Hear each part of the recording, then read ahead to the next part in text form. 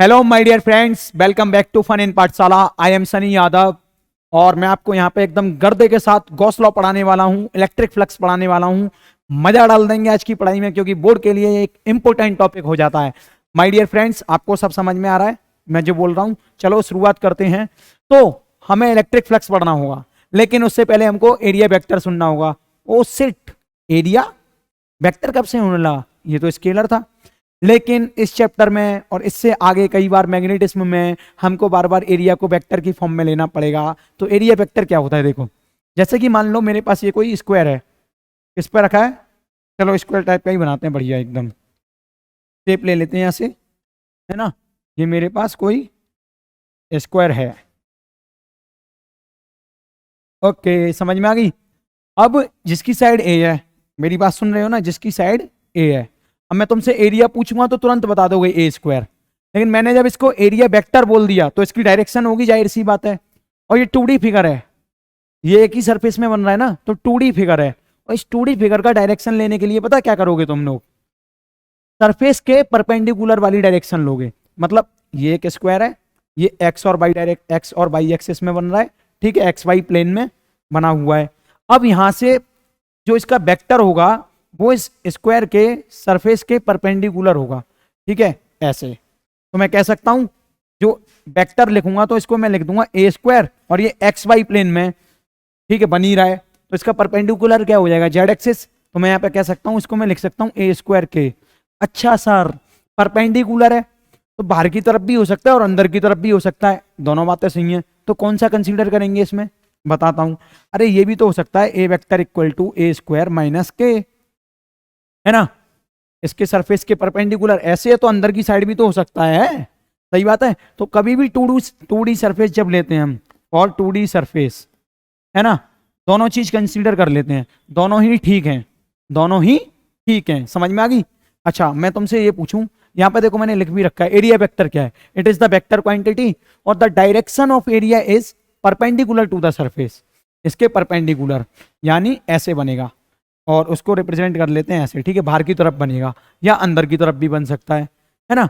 अच्छा, कोई तुमसे पूछे, कोई क्या पूछे कि सर हमारे पास एक्स एक्सिस है, वाई एक्सिस है, जेड एक्सिस है, और हमारे पास एक सर्कल रखा है जिसकी रेडियस आर है। चलो इसका एरिया लिखो, फिर एरिया वेक्टर के फॉर्म में लिखो। कैसे लिखोगे? Area equal to pi R square, और वेक्टर की फॉर्म में लिखोगे तो क्या, देखो एक्स और जेड एक्सिस है, यहाँ पे दो एक्स और जेड प्लेन में रखा हुआ है ये, तो इसका जो परपेंडिकुलर होगा वो किधर होगा? वाई में, ठीक है। जिस प्लेन में रखा रहता है वो डायरेक्शन नहीं लेनी, क्योंकि उसके परपेंडिकुलर वाली डायरेक्शन लेनी है, तो वो वाई एक्सिस में जाएगी। देखो एक्स वाई प्लेन में रखा है तो ऊपर की तरफ या फिर नीचे की तरफ। तो एरिया तो पाई आर स्क्वायर हो गया, लेकिन इसकी जब डायरेक्शन लिखेंगे तो लिखूंगा मैं या तो माइनस जे कैप या माइनस के कैप, ठीक है, दोनों ही हो सकते हैं, माइनस जे कैप या प्लस जे कैप, सॉरी प्लस जे कैप, है ना। ऊपर भी हो सकता है, नीचे भी हो सकता है, तो दोनों ही कंसीडर करेंगे। तो यहाँ पे एक इंपोर्टेंट पॉइंट लिख सकते हो तुम, इन important point in area vector of 2D surface both perpendicular direction are considered. Okay, और ये तुमको समझ में आ गया एरिया वेक्टर बढ़िया तरीके से? एक दो क्वेश्चन और दूं। मान लो मेरे पास ये एक्स एक्सिस है, ये वाई एक्सिस है, ये ट्राइंगल है, तो ट्राइंगल का परपेंडिकुलर क्या हो गया? ये तो सरफेस हो गया, इसके परपेंडिकुलर यानी आउटसाइड, बाहर की तरफ, या फिर इनसाइड, अंदर की तरफ। समझ में आई बात? अब समझते हैं 3D सरफेस के लिए क्या होगा एरिया वेक्टर। मानो कि मेरे पास इलेक्ट्रिक फील्ड है बहुत सारी, या पहले मैं एरिया वेक्टर समझा दे रहा हूं इसका। देखो ये है हमारे पास क्यूब, क्या है दिख रहा है ना, क्यूब है ये। अच्छा, ये क्यूब किन चीजों से, कितनी साइड से मिलके बन रहा है, देख रहे हो ना? एक मतलब एक पूरा फेस ये हो गया, ये हो गया फेस, एक फेस, एक फेस, एक फेस नीचे। तो क्यूब क्या है? 3D फिगर है, और 3D फिगर की वजह से अगर हम एरिया वेक्टर रिप्रेजेंट करेंगे तो कैसे? बाहर की तरफ, इधर से बाहर की तरफ, इधर से नीचे की तरफ, और इधर से इधर की तरफ, और पीछे से पीछे की तरफ। समझ में आ गई बात? देखो परपेंडिकुलर टू द सरफेस ही लेना है, लेकिन हमेशा कैसे लेंगे? Outward to the surface. For 3D surface, area vector take in this surface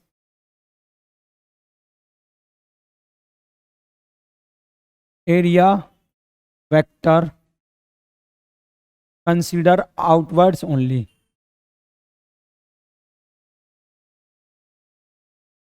ठीक है, जो बाहर की तरफ निकल रहा है ना उसी को कंसीडर करेंगे। जैसे कि ये मेरे पास कोई स्पेयर है 3D का, है स्पेयर है 3D का, अब उससे एरिया वेक्टर निकालना होगा। तो देखो इसके परपेंडिकुलर आउटवर्ड जो निकल रहा होगा, ऐसा नहीं कि अंदर की तरफ जो जा रहा है, बिल्कुल नहीं, है ना। इसके परपेंडिकुलर जो आउटवर्ड निकल रहा होगा, इसके परपेंडिकुलर यानी जो आउटवर्ड निकल रहा होगा, ऐसे इसके परपेंडिकुलर यानी ये, इसके परपेंडिकुलर यानी ये। तो ये हो गया तुम्हारा एरिया वेक्टर। ठीक है, समझ में आ गई बात। इसी तरीके से सिलेंडर का एरिया वेक्टर लिखना है तो तुम्हें पता है ये लेटरल सरफेस है, इसके परपेंडिकुलर बाहर की तरफ निकाल दो पूरा, ऐसे ऐसे ऐसे। ठीक है, तो इसका एरिया वेक्टर ये हो गया, ऊपर की तरफ निकाल दो, अंदर की तरफ तो नहीं कहीं निकाल रहा। तो यहाँ पे सिर्फ आउटवर्ड वाला वेक्टर का डायरेक्शन कंसीडर करेंगे। In this surface area vector consider outward direction only. ठीक है, आउटवर्ड डायरेक्शन ओनली। ओके, अब बात करते हैं electric flux.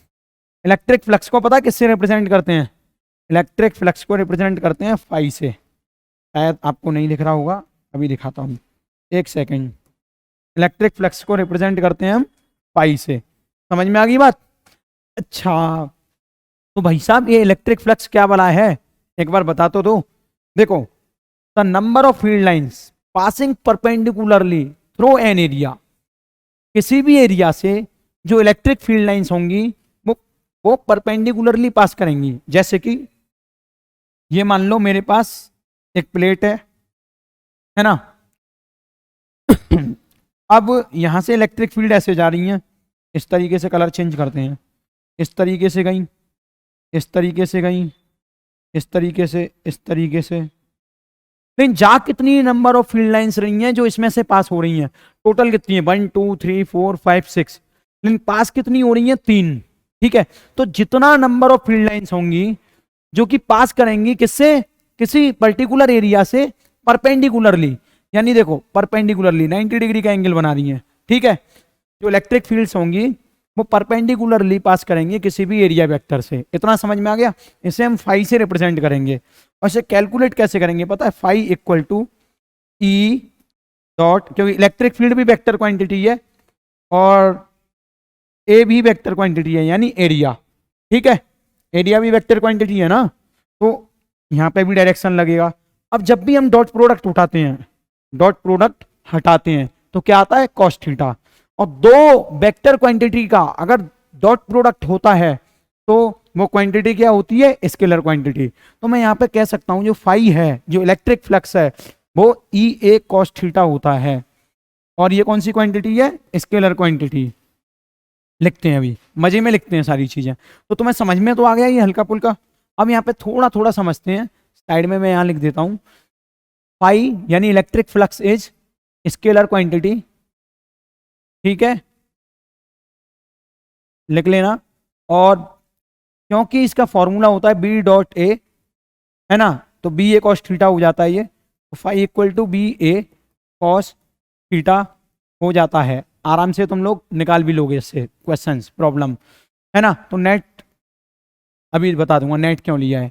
Net electric flux भी होता है। ठीक है, अभी देखो होगा क्या, ये क्या है? टेस्ला, ये क्या है? Meter square. तो इसकी जो ऐसा यूनिट हो गई वो क्या होगी? Tesla meter square. ठीक है, इसको टेस्ला में कैलकुलेट करेंगे, इसको मीटर स्क्वायर में कैलकुलेट करेंगे। तो इतना समझ में आ गया। अब देखो, अगर तुम्हारे पास यूनिफॉर्म इलेक्ट्रिक फील्ड है, जैसे कि मेरे पास ये क्या है? एक प्लेट है जिसका एरिया है ए, और एक साइड मतलब जिसकी ए दे रखी है, दूसरी साइड बी दे रखी है। अब मैं तुमसे पूछूं इसकी इलेक्ट्रिक फील्ड की वैल्यू ई दे रखी है जो कि इसमें से पास कर रही है, तो बताओ यहाँ पे फाई की वैल्यू क्या होगी? तो तुम लिख दोगे साफ साफ फाई इक्वल टू ई ए, जो कि डॉट प्रोडक्ट है, तो ई ए कॉस थीटा। क्या लिखोगे? ई ए कॉस थीटा। तो ई एरिया क्या है? ए इंटू बी। कॉस थीटा क्या होगा? अरे भैया जाहिर सी बात है, ये तो इलेक्ट्रिक फील्ड देख लिया तुमने, इसका परपेंडिकुलर ऐसे ही तो आएगा एरिया वेक्टर। एरिया क्या है? ए इंटू बी। और इसका डायरेक्शन क्या होगा एरिया का? ऐसे होगा ना, इलेक्ट्रिक फील्ड ऐसे है और इसका डायरेक्शन देखो बाहर की तरफ है, बताओ डायरेक्शन बाहर की तरफ होगा क्या? इसके हिसाब से क्या लग रहा है तुम्हें? बाहर की तरफ होगा ना, एक प्लेट ऐसे सीधी रखी हुई है और उसका जो एरिया है वो बाहर की तरफ है, ठीक है। तो यहाँ पर मैं कह सकता हूँ एरिया वेक्टर में और इलेक्ट्रिक फील्ड में cos 90 डिग्री का एंगल बनेगा। तो यहाँ पे फाई क्या आ जाएगा? cos 90 जीरो, तो फाई जीरो हो जाएगा, है ना? समझ में आ गई बात? अच्छा, सेम इसी तरीके से देखो इसका एरिया वेक्टर कहाँ होगा? जो ग्रीन ग्रीन सा तुम्हें ये ट्रायंगल दिख रहा है, इसकी भी साइड ए है, इसकी भी साइड बी है, इसका भी एरिया वेक्टर बाहर की तरफ, इलेक्ट्रिक फील्ड लाइंस ऐसे, तो दोनों में 90 डिग्री, तो फाई इक्वल टू जीरो हो जाएगा ना यहाँ भी। लेकिन अगर मैं तुमसे बोलूं कि भाई साहब मेरे पास है, ठीक है, ऐसे नहीं भाई साहब, मेरे पास क्या है, एक स्क्वायर है ना, ऐसे टिल्ट रख रखा है और यहां से इलेक्ट्रिक फील्ड जा रही है ऐसे, है ना, तो इसका एरिया वेक्टर ऐसे होगा, कुछ ऐसे बाहर की तरफ निकलता हुआ, जिसको मैं इस पेन से ड्रॉ करता हूँ ग्रीन से, यानी बाहर की तरफ निकलता हुआ, ठीक है। तो अब तुम देख पा रहे हो इन दोनों के बीच में एंगल क्या है? थीटा। थीटा है क्योंकि एरिया वेक्टर ये है और इलेक्ट्रिक फील्ड ये है। तब यहाँ पे तुम क्या लिखोगे? एरिया, इसकी साइड ए दे रखी है एक, क्योंकि ये स्क्वायर है तो दूसरी भी साइड ए दे रखी है ना, ठीक है। समझ में आ रही है बात? स्क्वायर यानी इनकी चारों साइड इक्वल हैं, कुल मिला के कहने का मतलब ये ऐसे टेढ़ा रख दिया है मैंने, इलेक्ट्रिक फील्ड से ऐसे एंगल जा रहा है तो इसका एरिया वेक्टर बाहर की तरफ ऐसे और इलेक्ट्रिक फील्ड ऐसे, तो फाई क्या हो जाएगा? फाई इक्वल टू ई ए, इन दोनों के बीच में जो एंगल होगा कॉस थीटा। समझ में आ गई बात? तो ये तुम्हारा फॉर्मूला होता है पूरा। अब देखो यहाँ पे जो एरिया है ना, एरिया वेक्टर तो हमको पता है ये है, लेकिन इलेक्ट्रिक फील्ड ऐसे है, तो जब दोनों को पैरेलल कर दूंगा तभी बात बन पाएगी हमारी। यानी इलेक्ट्रिक फील्ड का वो कंपोनेंट लेना है जो इधर की तरफ टूट जाए, जैसे कि ये ई है तो इसका एक और कंपोनेंट होगा, देखो ई कॉस थीटा, और एक और कंपोनेंट होगा इस इलेक्ट्रिक फील्ड का, वो होगा तुम्हारा इधर की तरफ ई साइन थीटा। तो देखो ई साइन थीटा और एरिया वेक्टर दोनों तो परपेंडिकुलर हो गए, तो इसकी वजह से तो फ्लक्स जीरो हो जाएगा, बचेगा क्या? ई कॉस थीटा और एरिया, तो फ्लक्स सिर्फ इसकी वजह से आएगा। अब मैं तुम्हें 2-3 क्वेश्चन करके दिखाता हूं इसी के ऊपर, तुम्हें पूरी बात समझ में आ जाएगी, है ना। चलो सुनो, अब जैसे कि ये तुम्हें शायद दिख रहा हो, अच्छी बात है, नहीं दिख रहा हो तो सुन लो। ये तुम्हारे पास है इलेक्ट्रिक फील्ड और ये तुम्हारे पास है एक सर्कुलर रिंग, ठीक है। इसमें से क्या हुआ, कुछ भी कह लो, ये सर्कल है, इसमें से क्या कर रहा है? पास कर रही है इलेक्ट्रिक फील्ड लाइन। तो अब तुमसे पूछा जा रहा है कि हमें ये बताओ, देखो इलेक्ट्रिक फील्ड लाइन्स ऐसे रखी, ऐसे निकल रही हैं और ये रिंग ऐसे रखी है, तो सीधे सीधे जा रही हैं, ठीक है, और इसकी रेडियस है 7, कितनी है? 7। तो फाई कैसे कैलकुलेट करोगे? Phi equal to E dot, इसका फॉर्मूला क्या हो जाएगा? पाई 7 का स्क्वायर, ओके, और दोनों परपेंडिकुलर हैं, ठीक है, और वेक्टर क्वांटिटी तो है नहीं, स्केलर क्वांटिटी है, तो कॉस तो यहाँ पे जीरो हो जाएगा। देखो सरफेस इलेक्ट्रिक फील्ड के परपेंडिकुलर है, क्या है? जो सर्कल है, देखो मैं तुम्हें समझा रहा हूं, जैसे कि मानो ये क्या है? सर्कल है, इलेक्ट्रिक फील्ड लाइन ऐसे जा रही है, तो सर्कल का सरफेस ही तो इलेक्ट्रिक फील्ड लाइन के परपेंडिकुलर है, लेकिन जो एरिया वेक्टर है वो तो पैरेलल है ना, एरिया वेक्टर भी तो इसी डायरेक्शन में, इलेक्ट्रिक फील्ड लाइन की डायरेक्शन में, तो मैं कह सकता हूं ना कि एरिया वेक्टर भी इधर ही है, तो इलेक्ट्रिक फील्ड और एरिया दोनों पैरेलल है, इसीलिए इसके बीच में एंगल क्या हुआ? जीरो। अभी डांट खाओ, रुक जाओ थोड़ा, पूरा सब कुछ समझ में आ जाएगा आराम से। 49 ई ए, आंसर ये हो जाएगा, ठीक है। अच्छा, कोई तुमसे ये पूछे कि ऐसा करो, चलो इतना हल्का पुल्का समझे तुम, अभी बता दूंगा, और भी क्वेश्चंस कराऊंगा इसमें, तो तुम यहां से ये समझ गए फाई, अगर यूनिफॉर्म इलेक्ट्रिक फील्ड हो, तो फॉर्मूला क्या होता है? फाई इक्वल टू ई ए, है ना, कॉस थीटा, और थीटा जब 90 डिग्री का होगा, तो क्या होगा? फाई इक्वल टू जीरो, जैसे कि यहाँ पे 90 डिग्री का है। देखो इसका जब एरिया वेक्टर इधर की तरफ है और इलेक्ट्रिक फील्ड इधर की तरफ, एरिया वेक्टर इधर की तरफ, angle 90 degree, phi equal to zero. समझ गए ना मेरी बात? टुर्र से समझ रहे हो? टुर्र से। अच्छा एक और चीज देखो, यूनिफॉर्म इलेक्ट्रिक फील्ड के बाद नॉन यूनिफॉर्म इलेक्ट्रिक फील्ड पर फोकस करो। देखो अगर मान लो ये कोई सर्कुलर रिंग है और कुछ इलेक्ट्रिक फील्ड ऐसे जा रही हैं, कुछ ऐसे जा रही हैं, कुछ ऐसे जा रही हैं, ठीक है, तो इसका मतलब ये हो गया ये नॉन यूनिफॉर्म इलेक्ट्रिक फील्ड में। इसका कैसे निकालोगे फाई नेट? तो देखो फाई इक्वल टू जो होगा वो होगा तुम्हारा ई dot D A cos theta, है ना। यहाँ पे एंगल भी वेरिएबल हो सकता है, इलेक्ट्रिक फील्ड भी वेरिएबल हो सकता है, कुछ भी, हाँ एंगल बोल रहा हूँ यहाँ पे, मतलब एरिया भी वेरिएबल हो सकता है या इलेक्ट्रिक फील्ड भी वेरिएबल हो सकता है, ठीक है। कांस्टेंट नहीं है यानी यूनिफॉर्म नहीं है। तो इस तरीके से सॉल्व करते हैं, ठीक है। तो इस तरीके से सॉल्व करते हैं और इसको लिखते हैं ई dot D A cos theta को इंटीग्रेट कर लेते हैं और यहाँ डी फाई लिख देते हैं। तो ठीक है, छोटे छोटे फाई कैलकुलेट करेंगे, तब इस तरीके से इसको फाई नेट लिख देंगे यहाँ पे। ओके, समझ में आ गई मेरी बात? ये वाला फॉर्मूला सबसे इंपॉर्टेंट, सबका राजा सबका दुलारा सबका प्यारा, इससे सब कुछ निकल आएगा। ये तो उन्हीं के लिए था जिसका एरिया तुम कैलकुलेट कर सकते हो आसानी से, जैसे कि ट्राइंगल, है ना, स्क्वायर, बहुत सारी चीजें हैं ऐसी, और जिनके एरिया इंटीग्रेशन से कैलकुलेट होते हैं, मतलब कांस्टेंट टाइप का नहीं होता, यूनिफॉर्म नहीं होता कोई भी शेप या साइज, तो उसके लिए क्या करेंगे हम, ये वाला फॉर्मूला लगाएंगे। अभी मैं लगा के दिखाऊंगा, टेंशन मत लेना, है ना। अब क्वेश्चन बेस्ड ऑन फ्लक्स, देखो इलेक्ट्रिक फ्लक्स के ऊपर बेस्ड क्वेश्चन आ चुके हैं। जैसे कि मानो ये फिर से मैंने एक प्लेट ले ली, है ना, और इलेक्ट्रिक फील्ड ऐसे सीधे सीधे जा रही है, और इसका एरिया वेक्टर जो है इधर की तरफ है क्योंकि बाहर की तरफ निकलेगा, तो ये हो गया एरिया वेक्टर। अब मैंने तुम्हें ई की वैल्यू जो दे दी वो दे दी है 2 न्यूटन पर कूलम, ठीक है। और मैं तुमसे कह रहा हूं कि ये जो है 5 सेंटीमीटर की साइड है और ये जो है 10 सेंटीमीटर की साइड है। तो बताओ मेरे को तुम इसमें फ्लक्स कितना गया, मतलब number of electric field lines कितनी पास की, या फिर इसका फ्लक्स क्या है। तो कैसे कैलकुलेट करोगे, फाई इक्वल टू ई, है ना, डॉट ए, डॉट हटेगा तो क्या आएगा, कॉस थीटा, तो डायरेक्ट ऐसे ही लिख दे रहा हूँ, ठीक है। अब एक बात बताओ, phi equal to E A cos theta होता है, इलेक्ट्रिक फील्ड 2, एरिया कितना है, एरिया कितना हुआ 5 10 या 50, लेकिन ये सेंटीमीटर को मीटर में चेंज करोगे तो 10 टू द पावर -4। और कॉस थीटा, थीटा जो वैल्यू है वो कैसे लेनी है, हमें इलेक्ट्रिक फील्ड का वो कंपोनेंट लेना है जो एरिया वेक्टर के परपेंडिकुलर नहीं हो, जो एरिया वेक्टर के पैरेलल हो। तो इसके दो कंपोनेंट होंगे, देखो इसके दो कंपोनेंट होंगे, एक तो इलेक्ट्रिक फील्ड का, ये तो मेन कंपोनेंट है, ठीक है। इसके दो कंपोनेंट करने हैं, जैसे कि ये एंगल मान लो तुमने थीटा मान लिया, ठीक है, जो कि हमें दे रखा होगा 45 डिग्री, है ना। तो ये क्या हो जाएगा, ई कॉस 45, और ये हो जाएगा तुम्हारा ई साइन 45। तो ई कॉस 45 की वैल्यू लिखनी है ना यहाँ पे, ई और कॉस थीटा की जगह 45 लिख दो। आई इक्वल टू क्या हो जाएगा, ई की वैल्यू तुम्हें पता ही है और थीटा हमको 45 दे रखा है, तो ई कॉस 45 की वैल्यू लिख दो यहाँ पे, बस। समझ में आ रही है बात? ऐसे सिंपल ऐसे सॉल्व किया करूँ तो कोई भी डाउट नहीं होगा। तो इसको मैं बोल दूंगा 52 या 100 into 10 to the power -4 into 1/√2, ठीक है।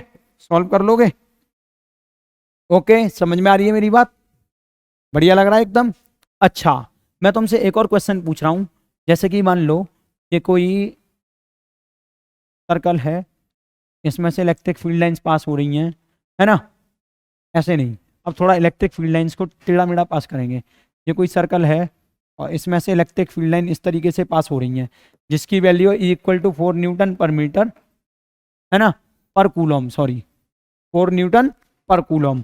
अब मैं तुमसे ये पूछ रहा हूं कि इस सर्कल का रेडियस क्या है 7, तो मेरे को बताओ इसमें फाई नेट कितना होगा, क्या कहोगे, ई ए कॉस थीटा, है ना।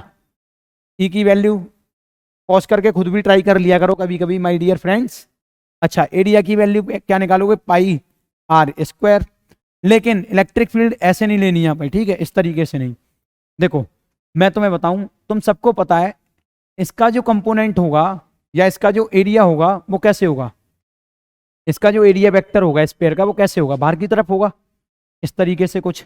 तो इलेक्ट्रिक फील्ड के दो कंपोनेंट तोड़ने हैं, कैसे तोड़ोगे, देखो एक तो इधर ही की तरफ तोड़ दो ऐसे, जिसको मैं बोल दूंगा ये हमारे बीच में थीटा एंगल है जो कि 60 डिग्री है, दे रखा होगा क्वेश्चन में, है ना। तो इसको लिखूंगा मैं ई कॉस 60 डिग्री, और इसका परपेंडिकुलर जो होगा उसको लिखूंगा मैं ई साइन 60 डिग्री। तो इसका तो कोई मतलब नहीं निकलता, क्योंकि इसकी वजह से क्या हो जाएगा, फ्लक्स 0 हो जाएगा, है ना। बचेगा किसकी वजह से, फ्लक्स, इसकी वजह से। तो यही लिख देते हैं, फाई नेट इक्वल टू ई कितना है, ई कॉस 60, ऐसे ही लिख दो डायरेक्ट इसको, है ना, इंटू एरिया, एरिया कितना निकालोगे पाई आर स्क्वायर यानी 7 मीटर स्क्वायर कर लो, है ना। तो इसी तरीके से ई कॉस 60 निकाल ही लोगे तुम। कैसे, 4 इंटू कॉस 60 की वैल्यू क्या हो जाएगी बताओ जल्दी से, 1/2, तो ये 2 आ गया ना, बस यहाँ पर 2 इंटू 7 का स्क्वायर इंटू पाई, है ना। समझ में आ रही है ना मेरी बात। तो इसी तरीके से कैलकुलेट करोगे, दो भागों में इसके इलेक्ट्रिक फील्ड को तोड़ लोगे, उस डायरेक्शन में ही इलेक्ट्रिक फील्ड लेना है जहां पर एरिया वेक्टर हो। मतलब एरिया वेक्टर और इलेक्ट्रिक फील्ड जब पैरेलल हो जाएंगे तो थीटा इक्वल टू हो जाएगा 0, तब फाई मैक्सिमम निकलेगा। यानी फाई की मैक्सिमम वैल्यू कब निकलेगी, जब थीटा इक्वल टू 0 हो जाएगा। अच्छा ठीक है, और फाई 0 कब होगा, फाई यानी फ्लक्स 0 कब होगा, जब थीटा इक्वल टू 90 डिग्री होगा। इतना समझ में आ गया ना। चलो आगे देखते हैं अब। देखो, find flux through each face of the cube, also calculate net flux through this cube. देखो तुम्हें शायद छोटा है इस वजह से नहीं दिख रहा हो, थोड़ा बड़ा बनाते हैं। क्वेश्चन ये कह रहा है भाई साहब, ये हमारे पास एक क्यूब है, क्या ये हमारे पास एक क्यूब है जो कि इस तरीके से रखा हुआ है, और कैसे रखा है, हाँ एक सेकेंड, ठीक है, इस तरीके से ये क्यूब रखा हुआ है। और देखो ये इसकी एक्स एक्सिस है, ये इसकी वाई एक्सिस है, ये इसकी जेड एक्सिस है। और इस क्यूब में जो इलेक्ट्रिक फील्ड लाइंस हैं, और इस क्यूब में जो इलेक्ट्रिक फील्ड लाइंस हैं वो कुछ इस तरीके से ऐसे ऐसे जा रही हैं, जिसका डायरेक्शन हो गया ई, है ना, किधर की तरफ जा रही है, माइनस आई या प्लस आई, तो इसको बोलूंगा इलेक्ट्रिक फील्ड का जो डायरेक्शन है वो प्लस आई के कैप की तरफ है ना। समझ में आ गई बात। अच्छा तो मेरे को ये बताओ तुम, ईच सरफेस, सारे सरफेस की वजह से फील्ड इसमें फ्लक्स क्या होगा, और फिर टोटल फ्लक्स क्या होगा। पूछा क्या है, पाई और ईच सरफेस, सारे सरफेस की वजह से फ्लक्स और पाई नेट, दोनों बताते हैं। देखो टोटल कितने सरफेस हैं क्यूब में, 8 हैं, सबको पता है, मैं बता रहा हूं कैसे हैं, जिनको नहीं पता उनके लिए। देखो पहला ये हो गया, ठीक है, दूसरा ये हो गया, है ना, तीसरा नीचे हो गया, है ना, और चौथा ये हो गया, पहला दूसरा तीसरा चौथा पांचवा छठवा, 1 2 3 4, क्या कर रहा हूं,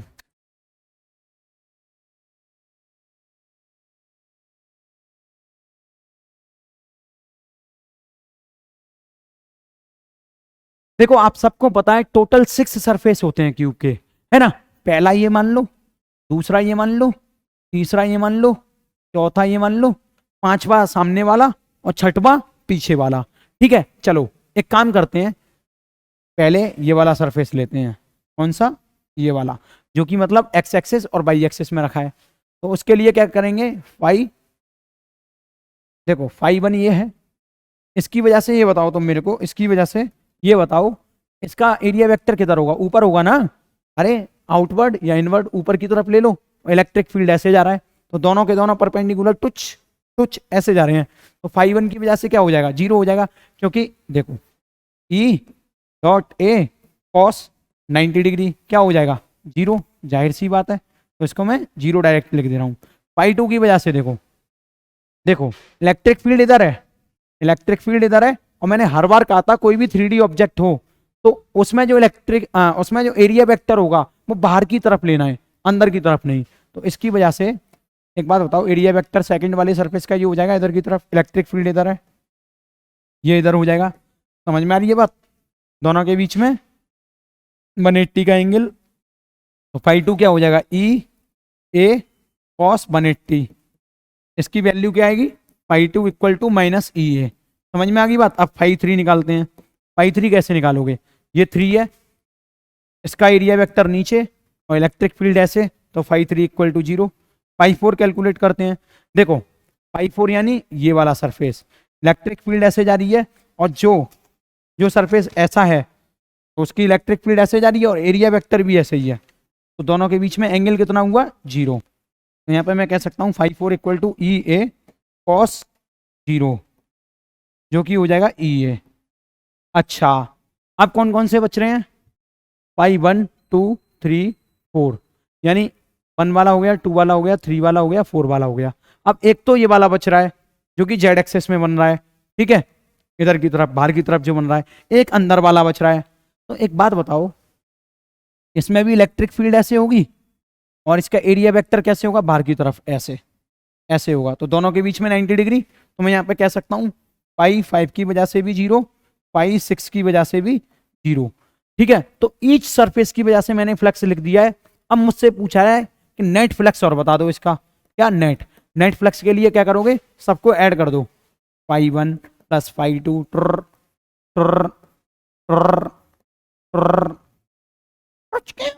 हो गया, सारे ऐड कर दिए। अब तुम पाओगे सब अगर ऐड कर दूंगा तो फाइनाइट जो है 0 हो जाएगा, हो गया ना।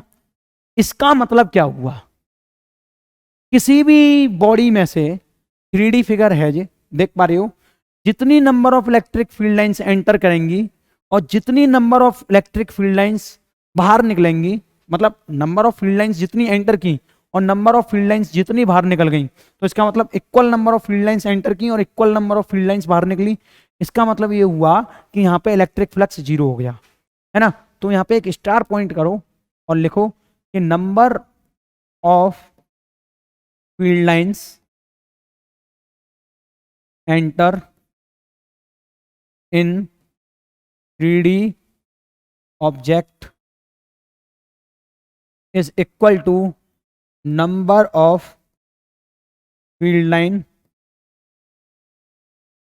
आउटकम एंटर हो गई। अब ये number of field lines comes out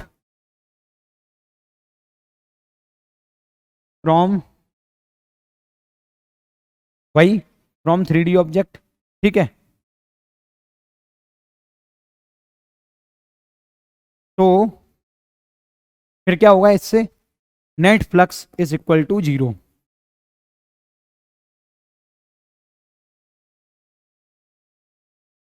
English थोड़ी खराब है पर भावनाओं को समझो। अगर नंबर ऑफ फील्ड लाइंस जितनी भी एंटर करेंगी उतनी ही नंबर ऑफ फील्ड लाइंस बाहर आएंगी, तो जितनी एंटर की उतनी बाहर आ गई, इसका मतलब क्या हुआ, जो नेट फ्लक्स होगा वो 0 होगा।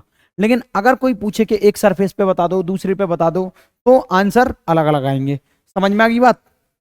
जैसे कि एक और चीज लो, जैसे कि मान लो कि मैंने कोई बढ़िया सा 3D ऑब्जेक्ट बना रहा हूँ, कोई जिसका कोई मतलब नहीं निकलता, ठीक है। अब यहाँ से 5 नंबर ऑफ फील्ड लाइंस जा रही हैं ऐसे, 2 3 4 5, और 5 निकल भी तो रही हैं, तो यहाँ पे फाइनाइट क्या हो जाएगा, 0, ठीक है। अच्छा, और एक और चीज बताओ, ये क्वेश्चन दोबारा देखो, find out the flux through the curve surface of a hemisphere of radius R if it is placed in non uniform electric field. अगर मान लो इसको मैंने non uniform electric field E में रख दिया है, ठीक है, समझ रहे हो ना मेरी बात को, है ना। और ये एक हेमिस्फीयर है, क्या है, हेमिस्फीयर, और इस हेमिस्फीयर में क्या हो रहा है, जितनी फील्ड लाइंस एंटर कर रही हैं उतनी ही फील्ड लाइंस बाहर जा रही हैं, और इसका कर्व सरफेस ये है। पूछ क्या रहा है, find out the flux through the curve surface, curve surface से जितनी लाइंस पास हो रही हैं उसकी वजह से जो नेट फ्लक्स आएगा, इलेक्ट्रिक फील्ड लाइंस पास हो रही हैं ऐसे, उसकी वजह से नेट फ्लक्स आएगा। तो वही बताना है वो नेट फ्लक्स क्या है। तो कैसे बताओगे, तुम सबको पता है नंबर ऑफ फील्ड लाइंस जितनी एंटर कर रही हैं उतनी यहां से निकलेंगी निकलेंगी ना, तो नॉन यूनिफॉर्म हो या यूनिफॉर्म हो, ठीक है। तो यहाँ पे मैं कह सकता हूँ फाइनाइट तो 0 होगा इसका। लेकिन हमसे पूछा क्या है, हमसे पूछा है कि जो हेमिस्फीयर है उसका कर्व्ड सरफेस का निकालो। अच्छा, पीछे भी कोई ना कोई सरफेस है जो कि तुम्हें पता है हेमिस्फीयर का ऐसा होता है, और इसकी रेडियस तुम्हें आर दे ही रखी है। तो क्या करोगे, पाई कर्व्ड सरफेस, दो ही तो है, कर्व्ड सरफेस प्लस पाई पीछे वाला जो सर्कल है, सर्कल बोल दे रहा हूं मैं इसको, ठीक है, सर्कल, इक्वल टू 0, ठीक है। अब एक बात बताओ, अगर मैंने इसका निकाल दिया इलेक्ट्रिक फील्ड इसका, तो इसका अपने आप आ जाएगा। देखो फाई कर्व्ड सरफेस यानी C S equal to minus phi circle, इसका तो तुम निकाल ही लोगे, सब लोग वाकिफ हो इस चीज से। कैसे, मान लो इलेक्ट्रिक फील्ड ई है ना, ई, एरिया क्या होगा उसका, पाई आर स्क्वायर, होगा कि नहीं होगा, पाई आर स्क्वायर। इलेक्ट्रिक फील्ड भी ऐसे ही जा रही है ना, सुन रहे हो, इलेक्ट्रिक फील्ड ऐसे जा रही है। लेकिन इसका जो एरिया वेक्टर होगा वो पीछे की तरफ होगा ना, क्योंकि ये 3D ऑब्जेक्ट है, 3D ऑब्जेक्ट का एरिया वेक्टर अंदर की तरफ नहीं लेते, याद आ गया है ना। तो ई पाई आर स्क्वायर मतलब electric field into area into cos 180 degree. समझ रहे हो ना मेरी भावनाओं को। तो phi C S equal to E pi R square, cos 180 की वैल्यू जो हो जाएगी वो -1, माइनस माइनस का मल्टीप्लाई हो जाएगा, तो ये प्लस में ही आएगा। कितने बढ़िया तरीके से, विनम्र तरीके से समझ में आ रहा है आपको कि कैसे चुटकियों में निकाल दिया मैंने इतना खतरनाक आंसर। अगर मैं ऐसा सोचता कि ये इलेक्ट्रिक फील्ड जा रही है, इसका परपेंडिकुलर जो होगा वो ऐसे होगा, एरिया वेक्टर ये निकाल लो, तो इसका सरफेस का एरिया निकाल पाते क्या तुम आसानी से? नहीं ना। तो ऐसे किया करो ऐसे क्वेश्चंस। अब आती है बात, गॉस लॉ क्या है, व्हाट इज गॉस लॉ। देखो सामने डेफिनेशन पढ़ो, the total electric flux through a closed surface is 1/ε0 बोलते हैं इसको, 1/ε0 time the net charge enclosed by the surface. ये लाइन कहना क्या चाह रही है? ये लाइन ये कहना चाह रही है कि जैसे कि मान लो ये कोई सरफेस है, ये कोई बड़ा स्पेयर है जिसके अंदर मैंने चार्ज क्यू रख दिया है, तो ये क्यू चार्ज इसके अंदर इनक्लोज्ड है यानी बंद है ना। तो जो net the total electric flux होगा, टोटल इलेक्ट्रिक फ्लक्स यानी पाई नेट यानी ई डॉट डी ए जो होगा वो क्या होगा, इक्वल होगा, ई डॉट डी ए जो होगा वो इक्वल होगा किसके, 1/ε0 times of the net charge. मतलब ये है कि जो इलेक्ट्रिक फ्लक्स है, हमने सीखा अभी इलेक्ट्रिक फ्लक्स का फॉर्मूला ये होता है, वो किसके इक्वल होगा, जो नेट चार्ज है इनसाइड में, किसके, सरफेस के अंदर, तो क्यू इनसाइड ये है। इसका मतलब ये हुआ, ये बार बार कहना चाह रहा है कि जो इलेक्ट्रिक फ्लक्स है वो 1/ε0 टाइम है क्यू इनसाइड, मतलब जो चार्ज है इनसाइड में, ठीक है। The total electric flux through a closed surface, किसी भी क्लोज्ड सरफेस में कोई एक चार्ज रखा है, उसका अगर 1/ε0 टाइम कर दूंगा तो वो उसके फ्लक्स के बराबर हो जाएगा, ठीक है, इलेक्ट्रिक फ्लक्स। तो ये चीज ऐसे लिखनी है। अब इसको और अच्छे से लिखने के लिए मालूम क्या होगा, जैसे कि मान लो कि E dot D A equal to, इसको है ना क्लोज्ड इंटीग्रल बोलते हैं, इस साइन को क्या बोलेंगे, क्लोज्ड इंटीग्रल, ठीक है। यहाँ पे अगर तुम ई ए लिखना चाह रहे हो तो डायरेक्ट ऐसे लिख सकते हो, लेकिन closed integral of electric field and area vector is equal to Q in upon epsilon naught. ये इसका मेन फॉर्मूला होता है, और ये तुम्हारा गॉस लॉ हो गया। गॉस भाई साहब ने यही बताया था। अब ये इलेक्ट्रिक फील्ड कैसी लेनी है, इलेक्ट्रिक फील्ड कंसीडर करनी है, कोई सी भी हो इलेक्ट्रिक फील्ड, है ना, कह सकते हैं यहाँ पे आसपास की वजह से, जैसे कि मान लो अभी बताऊंगा ये, अभी तुम इतना फॉर्मूला लिख लो और यहाँ लिख दो इलेक्ट्रिक फील्ड, इसको लिख लो एरिया वेक्टर, इसको लिख लो तुम इनसाइड चार्ज, और इसकी वैल्यू तो तुम सबको पता ही है क्या होती है, 8.85 इंटू 10⁻⁻12, ठीक है। यूनिट तुमको निकल ही आएगी, निकल लेना। अब देखो electric flux through a closed surface does not depend upon size and shape of the surface. Size क्या है, शेप क्या है, जो हमने सरफेस लिया है। मान लो अगर ये चार्ज इसके अंदर भी रखा होता, कोन के अंदर क्यू, तो भी उसका जो इलेक्ट्रिक फ्लक्स होता वो इतना ही होता, कितना, Q in upon epsilon not. इसका मतलब ये हुआ किस शेप में या किस साइज में वो चार्ज रखा है, किस सरफेस के अंदर रखा है। मान लो अगर वो सरफेस कोन ना होके कोई गंदा सा ये हो जाता, ठीक है, और इसमें मैं क्यू इन रख दूं, ठीक है, कोई भी चार्ज रख दूं, मान लो प्लस क्यू रख दूं, तो भी ना तो उसकी शेप पर डिपेंड करता है ना उसकी साइज पर डिपेंड करता। अगर यहाँ पे मैं शेप ले लेता हूँ एक क्यूब की, ठीक है, और उसमें अगर मैं चार्ज रख देता हूँ क्यू, तो भी Q in upon epsilon not रहेगा, ठीक है। इलेक्ट्रिक फ्लक्स यानी ना, अब चाहे मैं इस क्यूब को कितना भी बड़ा ले लूं, साइज पर भी डिपेंड नहीं कर रहा, शेप पर भी, याद हो गया होगा। आगे चलो, take charge with sign in Gauss law. देखो गॉस लॉ है स्केलर क्वांटिटी, गॉस लॉ क्या है, स्केलर क्वांटिटी, तो साइन के ही साथ तुम्हें इसमें लेना पड़ेगा सब कुछ, ठीक है। Take charge with sign in Gauss law. अब तुमने कूलम लॉ भी पढ़ा है ना, जब कूलम लॉ का हम वेक्टर फॉर्म लिखते हैं ना, जब कूलम लॉ का हम वेक्टर फॉर्म लिखते हैं, तब भी चार्ज वहां पे साइन के फॉर्म में लेना है। अगर हम डायरेक्शन पहले ही निकाल लेते हैं तो चार्ज का साइन नहीं लेना चाहिए। समझ में आ गई बात।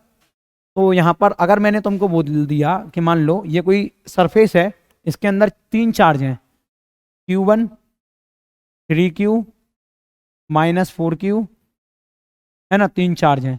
अब बताओ टोटल इलेक्ट्रिक फ्लक्स क्या होगा। तो देखो साइन के साथ चार्ज लोगे, इलेक्ट्रिक फ्लक्स को फाइनेट से रिप्रेजेंट करते हैं, और फाइनेट क्या होता है, वो Q in upon epsilon not के बराबर होगा जब जब चार्ज इनक्लोज्ड होगा किसी भी सरफेस में। तो यानी Q in upon epsilon not, जो कि हो जाएगा तुम्हारा 1 अपॉन एप्सिलॉन नॉट, और क्यू इन क्या है, इनसाइड। मतलब क्यू इनसाइड जो होगा ना वो पूरा सॉल्व करना है, Q1 plus 3Q minus 4Q, यानी Q1 माइनस 4Q, साइन के साथ ले रहा हूं, मतलब साइन के साथ ऐसे ले रहा हूं, Q1 minus 4Q plus 3Q। ठीक है, अब देखो वाई नेट इक्वल टू क्या हो जाएगा, हाँ Q1 minus Q upon epsilon not. तो ये आंसर हो जाएगा। यहाँ पे हमने साइन के साथ लिया और फाई नोट नेट कैसे निकाला समझ में आ गया तुम लोगों को। अब इसी तरीके से पॉजिटिव फ्लक्स होता है।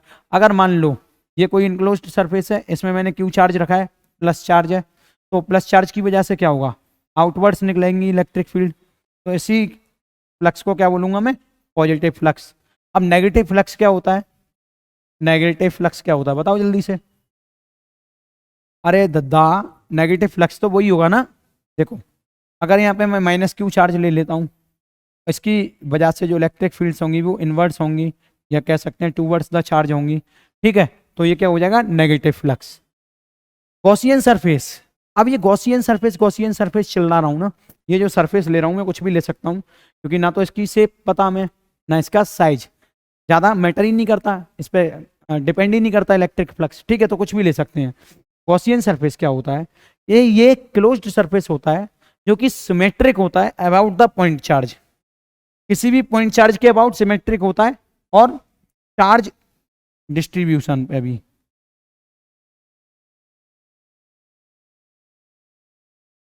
एक मिनट मैं तुम्हें समझा रहा हूं डायग्राम बना के।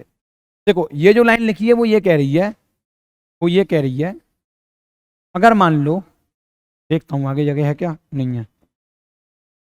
अगर मान लो मेरे पास एक पॉइंट चार्ज है, ठीक है, और मेरे को इसका गॉसियन सरफेस बनाना है, तो मैं गॉसियन सरफेस ऐसे ड्रॉ करूंगा इसके सिमेट्रिक। ठीक है, देखो it is the closed surface should be symmetric about the point charge, point charge के अबाउट सिमेट्रिक है, पूरा क्लोज्ड है, स्पेरिकल सरफेस है। ठीक है, और अगर मान लो किसी भी बॉडी पे चार्ज डिस्ट्रीब्यूटेड है, जैसे कि चार्ज डिस्ट्रीब्यूशन बॉडी, ये क्या है, हमारे पास एक वायर है जिसके ऊपर चार्ज रखा हुआ है, तो ये चार्ज डिस्ट्रीब्यूटेड बॉडी है, तो इसका भी हमें गॉसियन सरफेस लेना पड़ेगा।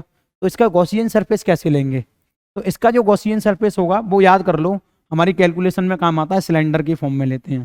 कैसे, सिलेंडर, ऐसे नहीं, गलत हो गया मेरे से थोड़ा, इसका जो सिलेंडर होगा वो ऐसे नहीं होगा, एक सेकंड, ऐसे होगा, बनाता हूँ, एक सेकंड थोड़ा बनाता हूँ, रुको, पूरा शुरू से बताते हैं इसको।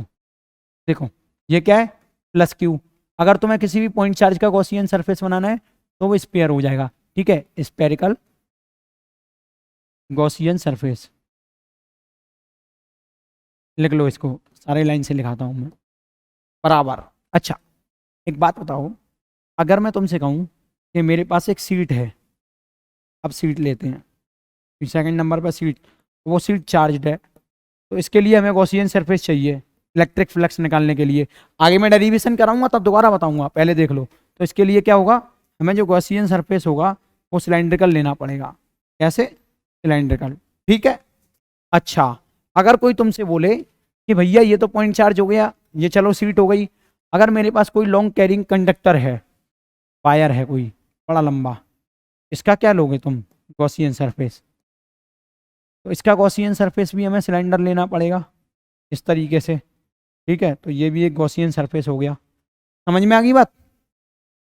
अब गॉसियन सरफेस लेने के कुछ रूल्स होते हैं, वो रूल कहाँ हैं, ये तो क्वेश्चंस आ गए, चलो ये करते हैं। इंपॉर्टेंट पॉइंट्स होते हैं, कुछ कंडीशंस होती हैं।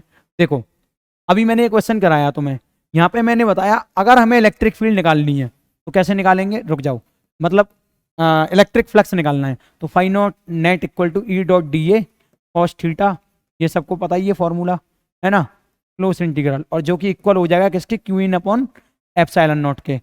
यहाँ पे जो चार्ज होगा वो हमें इनसाइड वाला चार्ज लेना है, ये तो हमें पता चल गया, इनसाइड वाला चार्ज लेना है ना। लेकिन जो इलेक्ट्रिक फील्ड कंसीडर करेंगे ना, वो सारे चार्जेस की वजह से, here electric field consider due to all charges near by Gaussian surface. ठीक है, इलेक्ट्रिक फील्ड कंसीडर करने के लिए Q4 की भी कंसीडर करनी पड़ेगी, क्योंकि मान लो ये Q4 पॉइंट चार्ज है तो उसकी इलेक्ट्रिक फील्ड यहाँ एंटर भी कर रही होगी, समझ रहे हो ना, तो ये भी कंसीडर करनी पड़ेगी हमें, है ना। और लेकिन एरिया कौन सा लोगे, एरिया तो तुम सबको पता है, एरिया वेक्टर लेना है, तो जो तुम सरफेस मान रहे हो, है ना, किस तरीके का मान रहे हो और कैसे एरिया लेना है उसी के हिसाब से लेंगे, बता दूंगा, है ना। समझ में आ गया ये condition for drying of Gaussian surface. देखो गॉसियन सरफेस क्या होता है, क्लोज्ड सरफेस, ये बात सबको पता है।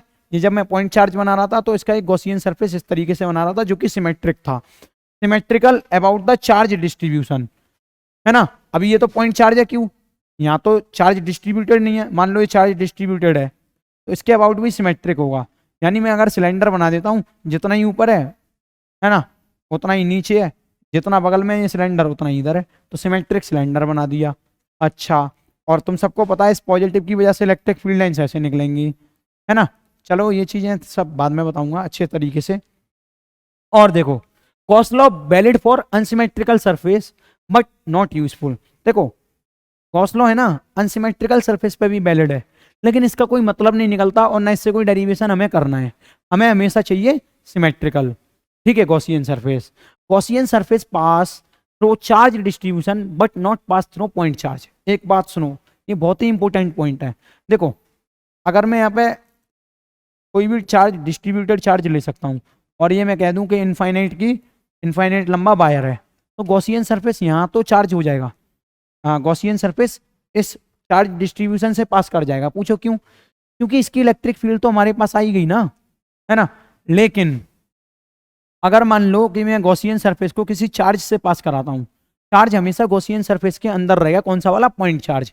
उसके पीछे का रीजन ये है, अगर मैं यहाँ पे क्यू चार्ज लेता हूँ और इसकी वजह से इसी पे गॉसियन सरफेस ड्रॉ कर देता हूँ, तो इसकी जो इलेक्ट्रिक फील्ड होगी वो पूरी नहीं आ पाएगी, कुछ बाहर चली जाएगी, कुछ अंदर की तरफ आ जाएगी। ठीक है, तो ये वैलिड नहीं है, और ये हमें हमेशा पॉइंट चार्ज का जो गॉसियन सरफेस लेना होता है वो उसके सिमेट्रिक लेना होता है, और इस तरीके से लेना होता है कि वो पॉइंट चार्ज अंदर चला जाए। ठीक है, समझ में आ गई बात, इस तरीके से क्यों, और उसका गॉसियन सरफेस ऐसे ले लिया, तो ये पॉइंट वही लिखा है। अब मेरे पीछे कुछ क्वेश्चंस रह गए थे अच्छे अच्छे बोर्ड में जो आते हैं, देखो हाँ यही है, वो करते हैं।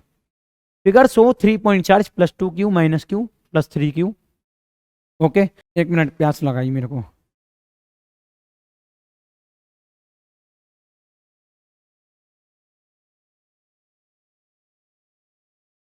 सब लोग मेरे से बार बार ये ना पूछें कि मैं कप में पानी क्यों पीता हूँ, क्योंकि कॉफी खरीदने के लिए पैसे नहीं है।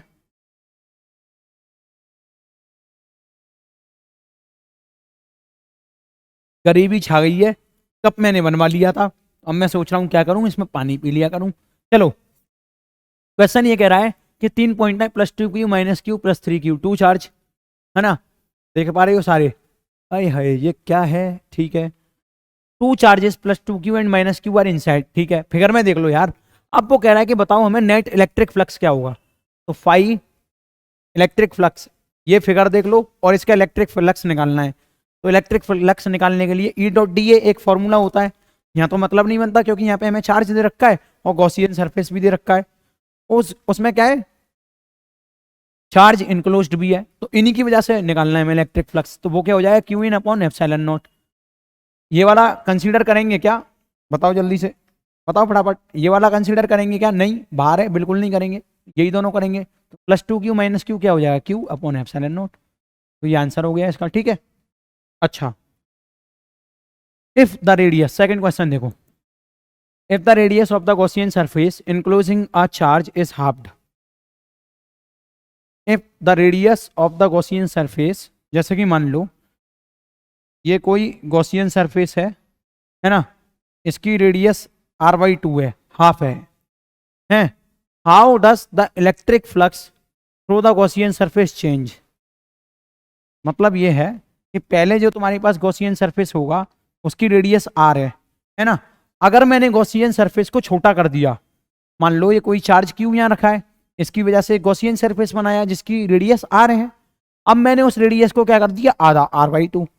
तो इससे फ्लक्स पर फर्क पड़ेगा क्या? तो आंसर होगा जी नहीं, जी नहीं, क्योंकि फ्लक्स सिर्फ किस पर डिपेंड करता है, चार्ज पर, Q in upon epsilon not. किस पर? चार्ज पर, ना कि गॉसियन सरफेस के एरिया पर। ठीक है, समझ में आ गई बात? तो याद कर लेना इसको, कुछ भी चेंज नहीं होगा। आगे देखो, two charges of magnitude -20 and +10 coulomb are located at point A, 0, यानी एक्स एक्सेस बनाओ, ये ए पॉइंट हो गया, ये 0 हो गया, और बाई एक्सेस एंड 4a, 0। अच्छा, इसी पे लेना है, एक्स एक्सेस पे 4a, 0 बोल रहा है, तो इसके आगे थोड़ा 4a, 0 ले लो, देखते हैं क्या होता है, हमें भी नहीं पता अभी, क्योंकि respectively what is the electric flux due to these charges through a sphere of radius 3a with its center at the origin। Okay, एक देखो, एक यहां से 3a रेडियस का, कितना, 3a रेडियस का, ऐसे करते हैं,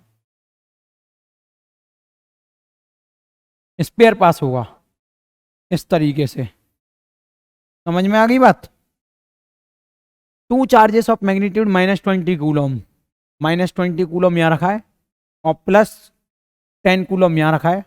तो एक बात बताओ, अगर मैं सेंटर यहाँ पे ओरिजिन पे लेता हूँ और 3a रेडियस का एक स्पेयर ड्रॉ करता हूँ, जो कि मैंने कर लिया है, ठीक है, और ये a, 0 है, ये 4a, 0 है, तो यहाँ पे चार्ज इनसाइड कौन सा आ रहा है? इनसाइड चार्ज देखो, यही आ रहा है ना, -20 कूलम वाला, तो इलेक्ट्रिक फ्लक्स भी इसी की वजह से हुआ ना। तो कुछ नहीं है, तो ज्योमेट्री का पार्ट हो गया ना, मैथमेटिक्स का। फिजिक्स तो सिर्फ इसमें इतनी है, phi equal to Q in upon epsilon naught. आई कितना हो गया, -20 अपॉन एप्सिलॉन नॉट, क्योंकि हमें साइन को क्या लेना है, वो इसको साइन के साथ लेना है, ठीक है। तो इस तरीके से फाई कैलकुलेट कर लो, है ना, साइन के साथ ही चार्ज लेना है हमेशा।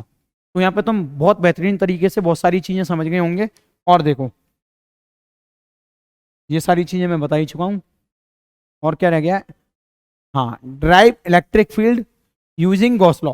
अब गॉस लॉ की मदद से हम बहुत सारे इलेक्ट्रिक फील्ड ड्रॉ करना चाहते हैं कि इलेक्ट्रिक फील्ड का फॉर्मूला क्या है। बचपन में, यानी आज से कई दशक पहले, मतलब 4 दिन पहले ही पढ़ा है हमने, कई दशक बोल देता हूं मैं मजे मजे में। तो मैं समझ में आ रहा है क्या मैं क्या पढ़ा रहा हूँ? आज मेरी आवाज़ बैठी हुई है, इसीलिए थोड़ा तकलीफ तो हो रही है मुझे पढ़ाने में, पर कोई बात नहीं, इंटरेस्ट भी आ रहा है। सुनो, पॉइंट चार्ज, अगर मान लो मैं यहाँ पे एक पॉइंट चार्ज ले रहा हूँ, और ये है ना, बोर्ड में आते ही रहते हैं डेरिवेशन, और इस पॉइंट चार्ज की वजह से मुझे बताना है इलेक्ट्रिक फील्ड का फॉर्मूला क्या होगा, तो उसको ड्राइव करना है। तो सपोज कि ये पॉइंट चार्ज क्यू है ना, कंसाइडर गॉसियन सरफेस, यहाँ पे लिख लो स्पेरिकल गॉसियन सरफेस, है ना, अराउंड द पॉइंट चार्ज।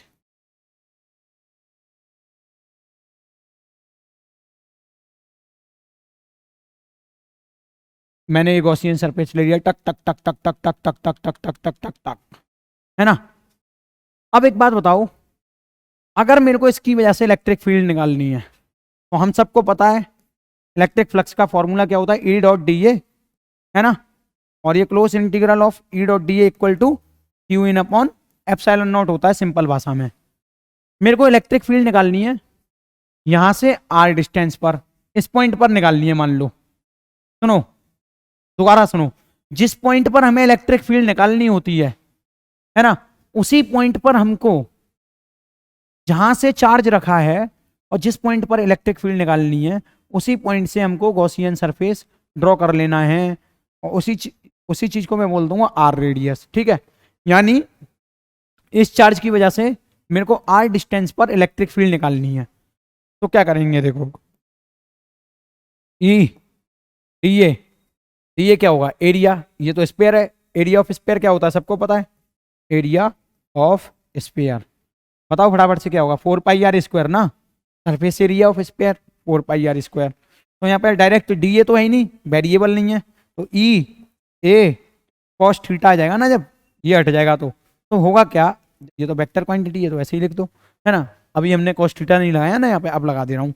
तो देखो इलेक्ट्रिक फील्ड का डायरेक्शन सबको पता है ऐसे होगा चार्ज की वजह से, है ना, और एरिया का भी डायरेक्शन ऐसे ही होगा सरफेस, क्योंकि एरिया क्या है, परपेंडिकुलर, एरिया वेक्टर का डायरेक्शन भी यही है और ई का भी यही है। तो मैं कह सकता हूँ cos 0 डिग्री होगा यहाँ पे, cos 0 डिग्री, और Q क्या है, इनसाइड Q ही रखा है, उसको एप्सिलॉन नॉट लिख दो, है ना।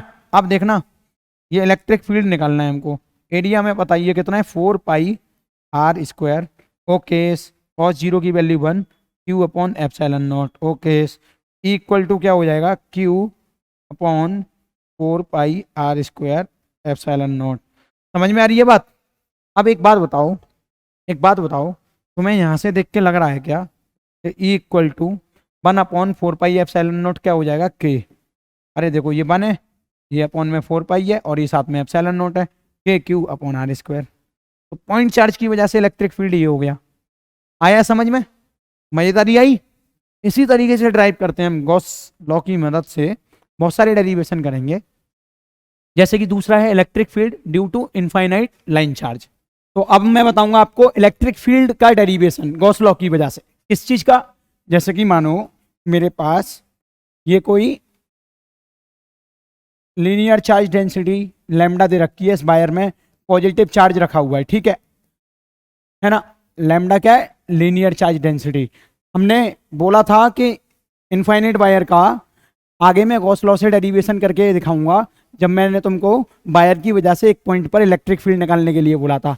आज वही दिन आ गया। मान लो ये इनफाइनाइट वायर है ना, और इसकी डेरिवेशन हमें गॉस लॉ से करना है, ये बोर्ड में आता ही रहता है। तो इसके लिए गॉसियन सरफेस हम सिलेंडर मानेंगे। बात समझ में आ गई। अच्छा, अब तुम देख पा रहे हो गॉसियन सरफेस तो हमने सिलेंडर मान लिया। अब यहाँ पे 3 सरफेस हैं, एक तो ये वाला सरफेस हो गया, ठीक है, लेटरल सरफेस या कर्व्ड सरफेस बोल लो सिलेंडर का, ठीक है। एक ये वाला सरफेस हो गया जो कि ऊपर स्क्वायर दे रखा है, वो सर्कल दे रखा है, और नीचे भी सर्कल दे रखा है। तो मैं इसको 3 पार्ट में डिवाइड कर देता हूँ। पहला पार्ट ये है, दूसरा पार्ट ये है, तीसरा पार्ट ये है ना। अब देखो तीनों का जो एरिया वेक्टर है वो आउटवर्ड होगा, क्योंकि 3D फिगर है। एरिया वेक्टर ये, एरिया वेक्टर ये, एरिया वेक्टर ये, और इस प्लस चार्ज की वजह से निकलने वाला इलेक्ट्रिक फील्ड का डायरेक्शन भी ये है। समझ रहे हो ना, इलेक्ट्रिक फील्ड का डायरेक्शन यही होगा, ठीक है, और यूनिफॉर्म इलेक्ट्रिक फील्ड होगा। तो मैं कह सकता हूं यहाँ पे मेरे को फ्लक्स कैसे लिखना है, phi equal to phi net flux लिखना होगा। तो क्या लिखूंगा, एक तो फाई 1 की वजह से, मतलब पहले कर्व्ड सरफेस एरिया में से कितना फ्लक्स है, फाई 2 की वजह से प्लस फाई 3 की वजह से, है ना। तो क्या लिख सकता हूं मैं इसको, है ना, ई डॉट डी ए। एक बात बता ना, डॉट डी ए है, यानी अगर मैं पहले की वजह से लिख रहा हूं तो देखो इलेक्ट्रिक फील्ड का डायरेक्शन भी इधर है ना, और इसका एरिया वेक्टर भी इधर। यानी मैं अगर कर्व्ड सरफेस की वजह से लिख रहा हूं फाई 1 यानी कर्व्ड सरफेस, तो यहां पे cos थीटा क्या हुआ, इलेक्ट्रिक फील्ड और एरिया वेक्टर दोनों पैरेलल हैं, तो मैं लिख सकता हूं यहां पे cos की वैल्यू क्या होगी, 0।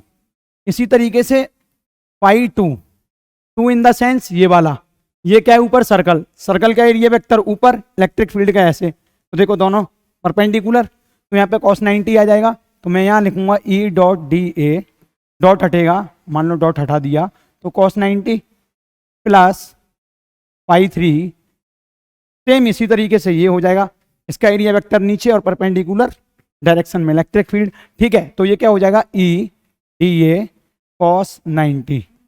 तो इसकी वजह से भी 0, इसकी वजह से भी 0। मैं कह सकता हूं यहाँ पे फाइनाइट जो होगा वो हमें निकालना होगा इस तरीके से, ई डॉट तो हटा दो क्योंकि हमने cos ले ही लिया है, ई डी ए, है ना। और एक बात बताओ मेरे को, इलेक्ट्रिक फील्ड तुमने ये तो पढ़ाई है ना, ये किसके बराबर होगा, Q enclosed upon epsilon not. एक बात बताओ मेरे को, यहाँ पर ये लैम्डा चार्ज डेंसिटी दे रखी है, तो मैं यहाँ पर बोल सकता हूँ लैम्डा इक्वल टू क्या होता है, Q अपॉन पूरे की लेंथ जो है, इसकी पूरे की लेंथ यहाँ पे लिख दे रहा हूँ मैं, यहाँ से यहाँ तक, एक सेकेंड कलर चेंज करता हूँ, इस पूरे की लेंथ L दे रखी है, ठीक है। तो लीनियर चार्ज डेंसिटी में lambda equal to Q upon L होगा नहीं होगा, ये बताओ। हमने ये गॉसियन सरफेस माना है, हमने कितने में गॉसियन सरफेस माना है, L लेंथ में एक सिलेंडर, ठीक है। वैसे तो इनफाइनाइट चार्ज है, और उस गॉसियन सरफेस से जितनी इलेक्ट्रिक फील्ड निकलेंगी वही लेनी है, lambda equal to Q upon L, ठीक है। और एक बात बताओ, लैम्डा इंटू L का मल्टीप्लाई हो जाएगा, तो क्यू आ जाएगा, है ना, पक्की बात। चार्ज वही लेना है हमें जो इनक्लोज्ड है, इलेक्ट्रिक फील्ड की वैल्यू वो होगी जो उसकी वायर की दे रखी है। ओके, तो यहाँ पर इलेक्ट्रिक फील्ड कैलकुलेट करनी है हमको, है ना, इस पॉइंट पर, किसी भी पॉइंट पर वायर की वजह से। तो मैं ये बोल दे रहा हूँ, ये जो सिलेंडर है जो मैंने माना हुआ है, इसकी रेडियस क्या थी, आर, इसकी रेडियस आर मानूंगा ना, उसी पॉइंट से लूंगा ये लाइन जिस पॉइंट पर मेरे को इलेक्ट्रिक फील्ड निकालना है ना, इसीलिए मैंने गॉसियन सरफेस इसी पॉइंट से लिया है। तो एक बात बताओ, अब यहाँ पे मेरे को सिर्फ इंटीग्रेशन किसका करना होगा, एरिया का। क्यू इनक्लोज्ड क्या है, lambda L upon epsilon naught, और डी ए यानी एरिया, कर्व्ड सरफेस लूंगा ना सिर्फ, कर्व्ड सरफेस का एरिया क्या होता है, 2 पाई आर एल होता है कि नहीं, तो लिख दो यहाँ पे E into 2 pi R L, curved surface area of cylinder, और lambda L upon epsilon naught, L से एल मर जाएगा। अब देखो होगा क्या, ई इक्वल टू ये 2 पाई नीचे आ जाएगा, क्या होगा, lambda upon 2 pi R epsilon naught, यही आएगा ना। एक बात बताओ, ये 2 पाई आए और ये एप्सिलॉन नॉट भी है, अगर मैं ऊपर नीचे 2 का मल्टीप्लाई कर दूं तो ये 4 पाई एप्सिलॉन नॉट हो जाएगा, जो कि के होता है, 1/4 पाई एप्सिलॉन नॉट क्या होता है, के। तो मैं लिख सकता हूँ 2 तो यहाँ पे आ ही गया, 2 के लैम्डा अपॉन आर, तो इलेक्ट्रिक फील्ड जो हो गई 2 के लैम्डा अपॉन आर हो गई, ड्यू टू इनफाइनाइट वायर, ठीक है, electric field due to infinite linear charge, ठीक है। अब इसकी वजह से मैं आर डिस्टेंस पर, आर डिस्टेंस क्या है, ये वाली, इस पॉइंट पर इलेक्ट्रिक फील्ड निकालनी होगी तो ये आएगी, तो ये प्रूफ हो गया। तुम लोगों को करना चाहिए, बोर्ड में पूछ लेता है कभी कभी, है ना। अब electric field due to finite plane sheet of charge, मान लो कि मेरे पास ये एक फाइनाइट प्लेन शीट है ना, अब ये चार्ज है दोनों तरफ से, ठीक है, इसकी लीनियर चार्ज डेंसिटी तो होगी नहीं क्योंकि ये शीट है, तो इसकी होगी सरफेस चार्ज डेंसिटी सिग्मा। अब इस पे गॉसियन सरफेस कैसे ड्रॉ करोगे, एक तो इस तरीके से जाते हुए, ठीक है, ये गॉसियन सरफेस हो गया, है ना, ये भी सिलेंड्रिकल गॉसियन सरफेस होगा। अब देखो इलेक्ट्रिक फील्ड इसकी कैसे निकालोगे, वो निकाल देते हैं किसी पॉइंट पर, मान लो कि मेरे को इस पॉइंट पर निकालनी थी, इलेक्ट्रिक फील्ड इस पॉइंट पर निकालनी थी, जब भी तो मैंने गॉसियन सरफेस इस तरीके से ड्रॉ किया है। तो देखो होगा क्या, अब देखना गॉसियन सरफेस का, अगर मैं ये वाला इसके मतलब कर्व्ड सरफेस को लूं तो एरिया वेक्टर उधर की तरफ है, कलर से लिखते हैं, है ना, एरिया वेक्टर इधर की तरफ, और जो इलेक्ट्रिक फील्ड का डायरेक्शन है पता है तुम्हें, पॉजिटिव प्लेट की वजह से ऐसे होगा, ऐसे होगा, ऐसे होगा, ठीक है, किधर की तरफ है, इधर, तो दोनों परपेंडिकुलर हो गए ना, तो यहाँ पे कह सकता हूं मैं पाई कर्व्ड सरफेस की वजह से तो 0 हो गया। समझ में आ गई बात, क्योंकि इलेक्ट्रिक फील्ड जो है परपेंडिकुलर है किसके, अरे एरिया वेक्टर के, एरिया वेक्टर के। अब इस सिलेंडर में दो ही चीज बच रही हैं, एक तो ये सर्कल, इसका एरिया वेक्टर इधर है, और इलेक्ट्रिक फील्ड का डायरेक्शन तुम्हें पता ही है, प्लेट का इधर है, ठीक है, तो ये दोनों पैरेलल हैं, तो फाइनाइट जो निकलेगा सिर्फ इसी की वजह से निकलेगा, फाइनाइट इक्वल टू क्या हो जाएगा, ई डॉट डी ए, ठीक है, किसकी वजह से, इसको मैंने 2 बोल दिया सरफेस को, इसको मैंने 1 बोल दिया था, है ना, तो सिर्फ 2 की वजह से, तो ये क्या हो जाएगा, अगर मैं इसको लिखूंगा तो Q in upon epsilon not के बराबर लिखूंगा ना। एक बात बताओ, ई कांस्टेंट बाहर ले रहे हैं, pi 2 D A equal to Q in, Q enclosed क्या होगा, देखो तुम सबको पता है सिग्मा इसकी लीनियर चार्ज डेंसिटी दे रखी है, और उसमें इनक्लोज्ड क्यू कितना होगा, क्यू इन अपॉन, बताओ जल्दी से, एरिया, है ना, यही तो होगा, तो Q in upon area, sigma into area का मल्टीप्लाई कर दो यहाँ पे, इक्वल टू क्यू इन, है ना, तो यहाँ पे क्या हो जाएगा, E D A equal to sigma into A upon epsilon naught, है ना, बात समझ में आ गई तुम लोगों को। अब मेरे को एक बात बताना, यह तो एक सरफेस है, इस पॉइंट पर निकालने हैं, लेकिन इधर भी तो है एक सरफेस, ये तीसरा तो रह ही गया ना, तो सेम ऐसा ही है, लेकिन इसमें क्या है, इलेक्ट्रिक फील्ड, अगर ये प्लेट जो है दोनों तरफ चार्ज है, ये प्लेट जब दोनों तरफ चार्ज होगी ये तब की बात हो रही है, ठीक है, खैर तुम इसी से भी सॉल्व कर सकते हो उसको। यहाँ देखो अभी क्या होगा, ये डी ए है ना, देखो पहला और दूसरा इसकी वजह से तो लिख लिया, लेकिन इस तीसरे की वजह से तो लिखा ही नहीं हमने, इसकी वजह से भी लिखना पड़ेगा ना। देखो एरिया वेक्टर इधर है, इलेक्ट्रिक फील्ड इधर है, तो इसको भी ऐड करो, इसको ऐड करो, तो क्या करोगे, मैंने इसको तीसरा बोल दिया है, तो प्लस इसमें लिखो फाई 3, ऐड कर लो इसको। कैसे ऐड करोगे, ई डॉट डी ए, है ना, फाई 3। तो दोनों ही लगभग सेम है, सिमिलर है, क्योंकि इलेक्ट्रिक फील्ड का भी डायरेक्शन इधर है, देखो इधर है, और एरिया वेक्टर का भी डायरेक्शन इधर है, तो दोनों जुड़ जाएंगे और दोनों ही सेम है, दोनों ही सिमेट्रिकल हैं। तो मैं यहाँ पे कह सकता हूँ ये दोनों जुड़ के 2 हो जाएंगे, है ना। और ये डी ए जो हो जाएगा वो क्या हो जाएगा, 2e A equal to sigma into A upon epsilon naught, और ए से ए मर जाएगा, तो इलेक्ट्रिक फील्ड जो आएगा वो क्या आएगा, sigma upon 2 epsilon naught due to charge plate, है ना। बात समझ में आ गई या नहीं आई।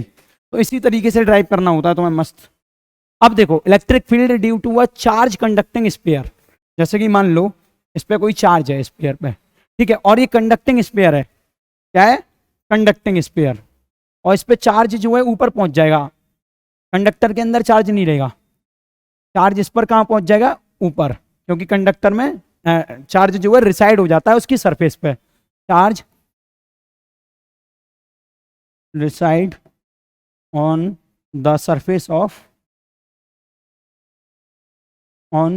ऑफ कंडक्टर, ठीक है। तो ये जो सारा चार्ज है ये इसके सरफेस पर पहुंच जाएगा। तो जब भी कभी हम सॉलिड स्फीयर लेंगे, है ना, और कंडक्टर होगा, तो वो पॉइंट चार्ज की तरह भी काम कर सकता है, और इसका जो रेडियस है वो क्या है, आर। अब इसमें है ना काफी डिफरेंट केस बनते हैं, जैसे कि पहला केस बनेगा केस 1, है ना। इस केस 1 में क्या लिखेंगे, जो आर है वो लेस देन आर है, यानी अगर मैं कोई पॉइंट लेता हूं आर, तो वो आर से छोटा होगा, रेडियस से छोटा होगा, यानी इनसाइड द स्फीयर, इसको मैं कह सकता हूं इनसाइड द स्फीयर। बात समझ में आ रही है, सरफेस के अंदर। तब इलेक्ट्रिक फील्ड कैसे निकालोगे, तो जिस पॉइंट पर हमको इलेक्ट्रिक फील्ड निकालनी है उस पॉइंट को मान लेते हैं हम गॉसियन सरफेस, उस ही पॉइंट से ड्रॉ करते हैं, इसके सेंटर से ऐसे ड्रॉ करेंगे गॉसियन सरफेस, ठीक है। तो ड्रॉ कर दो, इस तरीके से ड्रॉ हो गया। अब एक बात बताओ, तुम सबको पता है phi equal to E dot D A equal to Q in upon epsilon naught होता है ना, होता है कि नहीं होता। अब एक बात बताओ, ई इलेक्ट्रिक फील्ड हमें इसकी वजह से निकालना है, इलेक्ट्रिक फील्ड, ठीक है, एरिया डी ए, लेकिन तुम्हें पता है, तुम्हें क्या पता है, इसके अंदर तो कोई चार्ज नहीं है, चार्ज तो कंडक्टर की सरफेस के ऊपर पहुंच गया, तो चार्ज क्या हो जाएगा, यहाँ जीरो, तो डी ए का कोई मतलब नहीं निकालने का, मैं साफ साफ यहाँ पे लिख सकता हूँ ई इक्वल टू 0। तो केस 1 क्या कहता है कि electric field inside the sphere is 0, वो भी कौन सा, कंडक्टिंग स्फीयर होगा। तो बात समझ में आ गई। अच्छा, केस 2 क्या कहता है, केस 2 कहता है if R equal to R, मतलब ऑन द सरफेस, इसको बोल देंगे ऑन द सरफेस। चलो भैया, जब आर जो है बराबर हो जाती है आर के, यानी रेडियस तो ये है, लेकिन जहां पर मेरे को वो निकालना है इलेक्ट्रिक फील्ड, उसको मैं बोल देता हूं आर, ठीक है। तो आर, ये दोनों बराबर हो गए ना अब, तो रेडियस, अब इसी पॉइंट पर मैं सरफेस पे निकालना चाह रहा हूं इलेक्ट्रिक फील्ड, कैसे निकालूंगा, देखो ई पाई इक्वल टू, सबको पता है, E dot D A equal to Q in upon epsilon naught, होता है कि नहीं होता, क्यू इनसाइड। अब देखो इनसाइड के लिए क्या, इसको तुम चार्ज क्यू मान लो, मान लिया तुमने, ये चार्ज क्यू रखा है, ये तो दे ही रखा है कि इस पे भाई साहब क्यू चार्ज हमने दे दिया है, ठीक है, और इलेक्ट्रिक फील्ड निकालना है, equal to D A equal to Q inside, हमें पता है क्यू है अपॉन एप्सिलॉन नॉट, ठीक है। सरफेस पे जितना चार्ज होगा, समझ रहे हो ना मेरी बात, उसकी वजह से मैं इलेक्ट्रिक फील्ड निकाल रहा हूं। अब एक बात बताओ, D A area of sphere क्या होता है, 4 पाई आर स्क्वायर, बताए ना तुम लोगों को, area of sphere 4 pi R square. तो क्यू अपॉन डी ए को जब मैं इंटीग्रेट करूंगा, इंटीग्रेट क्या करूंगा, मतलब पूरे स्फीयर का एरिया ही ले लूंगा, है ना, ये तो हमको पता ही है, तो डायरेक्ट 4 पाई आर स्क्वायर ले लो और उसका डिवाइड दे दो, 4 pi R square into epsilon naught, क्योंकि आर इक्वल टू आर है, इसीलिए मैंने यहाँ पे गॉसियन सरफेस का जो एरिया लिया है वो 4 पाई आर स्क्वायर लिया है। समझ में आ गई बात, इसी के सरफेस पे तो इलेक्ट्रिक फील्ड निकाल रहा हूं, और जिस सरफेस पे इलेक्ट्रिक फील्ड निकालते हैं उसी पर गॉसियन सरफेस ड्रॉ करते हैं, तो मतलब गॉसियन सरफेस भी उतना ही बड़ा हो जाएगा जितना बड़ा ये वाला स्फीयर है, ठीक है। तो मैं यहाँ पे कह सकता हूँ Q और ये 4 पाई एप्सिलॉन नॉट, तो जो इलेक्ट्रिक फील्ड आएगा वो क्या हो जाएगा, K Q upon R square. K की वैल्यू तो ये हुई ना 1/4 पाई एप्सिलॉन नॉट, और आर कौन सा लेंगे यहाँ पे हम, रेडियस ऑफ स्फीयर। ठीक है, तो सेकंड केस समझ में आ गया। अब देखो, अब पता है क्या है, थर्ड केस भी ऐसा ही होता है। थर्ड केस कहता है, केस थर्ड मालूम है क्या कहता है, electric field outside the sphere.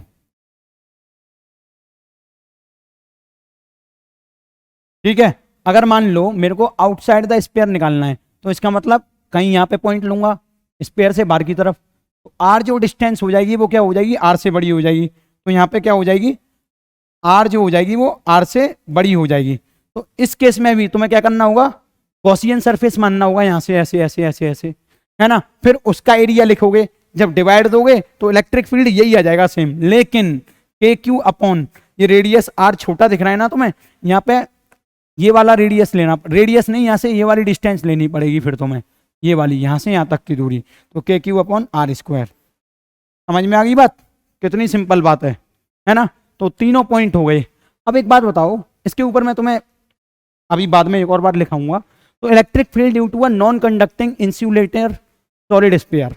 देखो हमारे पास एक सॉलिड स्फीयर है, क्या है, हमारे पास एक सॉलिड स्फीयर है, कैसा है, नॉन कंडक्टिंग, कैसा है, इंसुलेटर। इंसुलेटर या नॉन कंडक्टिंग हो एक ही बात है।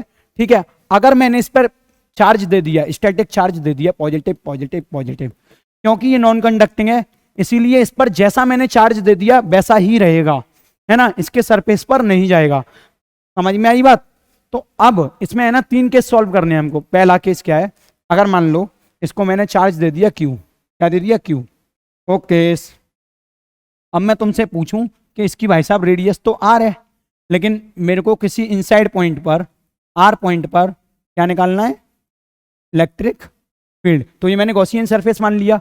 तो केस 1 क्या है, इसमें भी 3 केस बनेंगे। पहला मतलब inside the sphere, electric, calculate electric field inside the sphere. Okay, पल्ले पड़ रही है बात। अच्छा, इसके लिए क्या करोगे, आर जो होगा वो छोटा होगा आर से, ये तो पता ही चल गया। तो गॉसियन सरफेस वो मान लिया, है ना। अब फाई इक्वल टू क्या होता है, Q in upon epsilon naught. और Q in upon epsilon naught लिखने के बाद तुमको पता है फाई इलेक्ट्रिक फ्लक्स के अकॉर्डिंग क्या होता है, ई डॉट डी ए, है ना, Q in upon epsilon naught. लेकिन अब क्यू पूरे स्पेयर पे चार्ज है, मैं गॉसियन सरफेस ये ले रहा हूं, तो एक बात बताओ, मेरे को इनसाइड वाला चार्ज लेना पड़ेगा ना, क्योंकि ये तो पूरा चार्ज है, यहाँ पे तो बहुत कम चार्ज आएगा, तो उसी की वजह से इलेक्ट्रिक फील्ड होगी। तो एक बात बताना, पूरे स्पेयर पे कितना चार्ज है, स्पेयर पर क्यू चार्ज है। अब मेरे को सिर्फ आर रेडियस वाले स्पेयर पर क्यू चार्ज है, अब मेरे को आर रेडियस वाले स्पेयर पर चाहिए चार्ज। तो मैं कह सकता हूँ यूनिट चार्ज क्या हुआ, Q upon 4 pi R square. ऐसे लेंगे या वॉल्यूम के हिसाब से लेंगे, नहीं, क्योंकि वॉल्यूम पर स्प्रेड है ना चार्ज, एरिया पर नहीं। अब की बार पूरे चार्ज, पूरे स्पेयर पर चार्ज है, तो Q charge per unit volume कितना हुआ, 4/3 पाई आर क्यू, और हमें निकालना कितने पे, इतने स्पेयर पे। तो मैं कह सकता हूँ ये तो 1 यूनिट वॉल्यूम पर है। और अगर हमें 4/3 पाई मतलब इसमें इस वाले वॉल्यूम के अंदर चार्ज निकालना है, तो ऐसे निकालना पड़ेगा, 4/3 पाई रेडियस इसकी लूंगा आर क्यू। बात समझ में आ गई, 4/3 से 4/3 मरेगा, पाई से पाई मरेगा। तो यहाँ पे मैं कह सकता हूँ जो क्यू इन होगा वो क्या होगा, गॉसियन सरफेस के अंदर क्यू अपॉन आर क्यू, है ना। तो चार्ज की वैल्यू ये लेनी है यहाँ पे। तो इलेक्ट्रिक फील्ड हमें निकालनी है, इसको बाहर निकाल लो, और एरिया के बारे में बात अभी करेंगे, पहले चार्ज लिख लेते हैं, क्यू अपॉन आर क्यू। ठीक है, अब मेरे को एक बात बताओ, जो एरिया लेना है, एरिया तो हमें गॉसियन सरफेस का ही लेना है ना। तो एरिया मैंने इसका ले लिया है, वो होगा तुम्हारा 4 पाई गॉसियन सरफेस की radius R square equal to Q upon R Q. एक बात बताओ, आर स्क्वायर से आर क्यू मरेगा तो आर बचेगा ना, बचेगा ना। तो यहाँ पर इलेक्ट्रिक फील्ड देखो क्या आ रहा है, equal to K Q upon R, equal to K Q upon R, और यहाँ पे लिख सकता हूँ मैं आर। ठीक है, ये आ रहा है E equal to K Q R upon R Q. ये कौन सा रेडियस है, गॉसियन सरफेस का, मतलब वो पॉइंट सेंटर से उस पॉइंट की दूरी जिस पॉइंट पर हमको इलेक्ट्रिक फील्ड कैलकुलेट करना है। तो इसको मैं लिख सकता हूँ distance between centre and that point where electric field electric field will be calculated. ठीक है, समझ में आ रहा है। और ये क्या है, रेडियस ऑफ स्फीयर। ये खतरनाक है, पहली बार में ही समझ लो।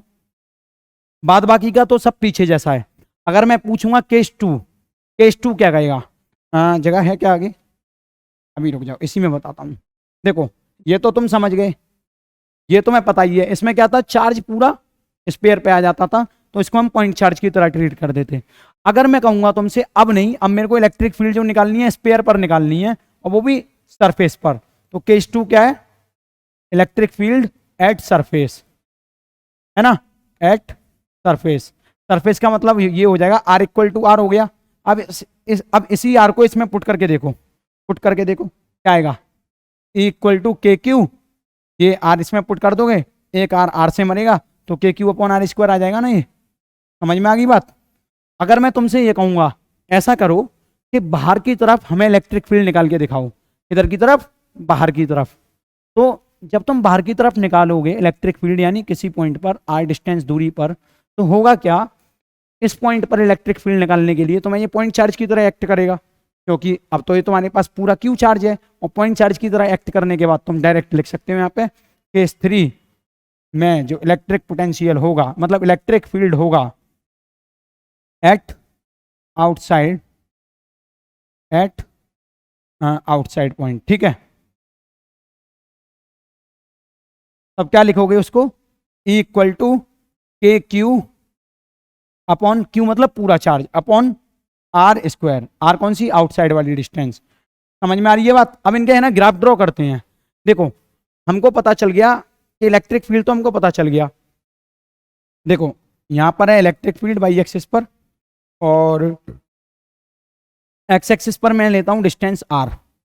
तो तुम सबको पता है electric field due to a charge conducting sphere, conducting sphere में इलेक्ट्रिक फील्ड अंदर जीरो होगी, है ना। तो मैं कह सकता हूं अगर मैं रेडियस को बढ़ाते बढ़ाते स्पेयर की रेडियस के बराबर कर लेता हूं आर, तब तक उसमें कोई भी इलेक्ट्रिक फील्ड नहीं होगी, यानी ऑरिजिन से इलेक्ट्रिक फील्ड कुछ नहीं है जब तक स्पेयर की रेडियस आर नहीं हो जाती, है ना। क्योंकि एक आर रेडियस का स्पेयर है, उसी पे तो पॉजिटिव चार्ज एक्यूमुलेटेड है।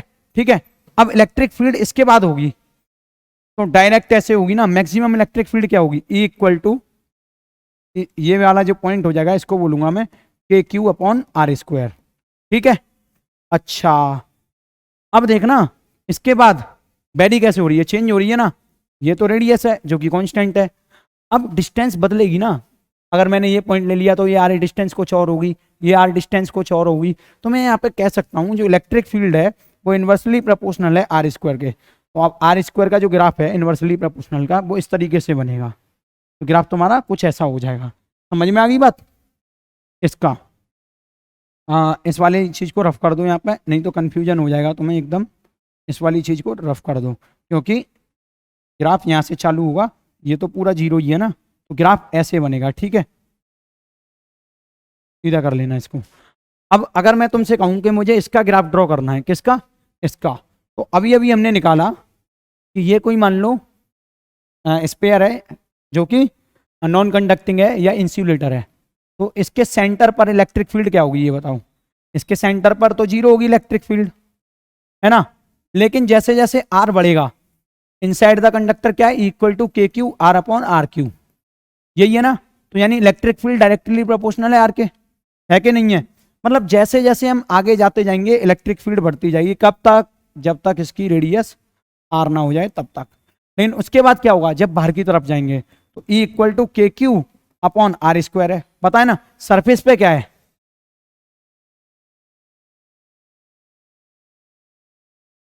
देखो इसके सरफेस पे जो इलेक्ट्रिक फील्ड होगी वो क्या होगी, K Q upon R square, radius of sphere लेंगे इधर। उसके बाद इनवर्सली प्रोपोर्शनल है आर स्क्वायर के। तो मैं कह सकता हूं कि ये इस तरीके से जाएगा, है ना। ये इलेक्ट्रिक फील्ड हो गया, ये आर हो गई, समझ गए। तो इस तरीके से ग्राफ बनेगा ये पूरा, यहाँ से ऐसे, इस पॉइंट के बाद ब्रेक होके ऐसे जाएगा। समझ में आ गई बात, इलेक्ट्रिक फील्ड वर्सेस आर पिछले वाले का। अब देखो electric field due to hollow sphere, conducting और नॉन कंडक्टिंग। देखो कोई भी होलो स्पेयर है, ठीक है, होलो स्पेयर समझ में आ गया। होलो स्पेयर पे क्या है, अंदर तो चार्ज हो नहीं सकता, होगा किधर, ऊपर की तरफ सरफेस पर। समझ में आ रही है बात? जब सरफेस पर चार्ज होगा तो वो कहीं ना कहीं कंडक्टिंग की तरह एक्ट करेगा। तो कहीं पे भी होलो स्फीयर लिखा हो या कंडक्टिंग स्फीयर लिखा हो, क्योंकि अंदर तो कोई चार्ज नहीं है ना, या फिर ऐसा बोला हो कि होलो नॉन कंडक्टिंग स्फीयर, कौन सा, होलो नॉन कंडक्टिंग स्फीयर, तब भी यही होगा। होलो का मतलब क्या है, अंदर से खोखला, सिर्फ स्फीयर की सरफेस है। तो हम जब नॉन कंडक्टिंग भी होगा तो आप सरफेस पे ही तो चार्ज दे सकते हैं। तो ये जो सारी कंडीशंस है ना, ये वाली सारी कंडीशंस कौन सी हो जाएंगी, अभी अभी जो हमने पीछे पढ़ा है ये वाला, क्योंकि इस पर क्या कर रहा था, चार्ज सरफेस पर रिसाइड हो रहा था। ऐसे ये जितनी भी कंडीशंस है ना, हाँ ये रही, ये वाली जितनी भी कंडीशंस हैं, इन पर चार्ज कहाँ चला जाएगा, कंडक्टर के ऊपर। तो सारी की सारी चीजें ऐसी हो जाएंगी कि E equal to K Q upon R square surface पर एट सरफेस, है ना। जहां कहीं भी लिखा हो कि भैया स्पेयर नॉन कंडक्टिंग है हमारा, या कंडक्टिंग स्पेयर है और हॉलो स्पेयर है, ठीक है, या ऐसा लिखा हो कि कंडक्टिंग स्पेयर है, कुछ भी लिखा हो, मैंने तुम्हें सारे केस बता दिए हैं। तो उसमें इलेक्ट्रिक फील्ड सरफेस पर होगी और इनसाइड क्या होगी, जीरो। इनसाइड क्या होगी, जीरो। और इलेक्ट्रिक फील्ड आउटसाइड क्या होगी, ये तो सरफेस पर है, आउटसाइड बताओ क्या होगी, आउटसाइड इलेक्ट्रिक फील्ड जो होगी वो होगी तुम्हारी के क्यू अपॉन आर स्क्वायर, ठीक है। और इसका ग्राफ कैसे बनाएंगे हम, देखो ये अपने पास क्या है, होलो स्फीयर, अभी अभी बताया, दोबारा रिवाइज करा रहा हूँ।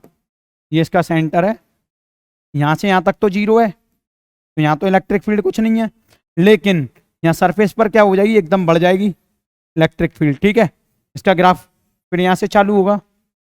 अब देखो होगा क्या, यहाँ से जब इलेक्ट्रिक फील्ड जाएगी तो इनवर्सली प्रोपोर्शनल होगी किसके, आर स्क्वायर के। तो वही ग्राफ बना देना है, ये सरफेस पर ये हो गई तुम्हारी जब आर इक्वल टू आर है तब, है ना, और ये पूरा क्या है आर, ठीक है। तो इस तरीके से ग्राफ बना चुका हूं मैं सारे।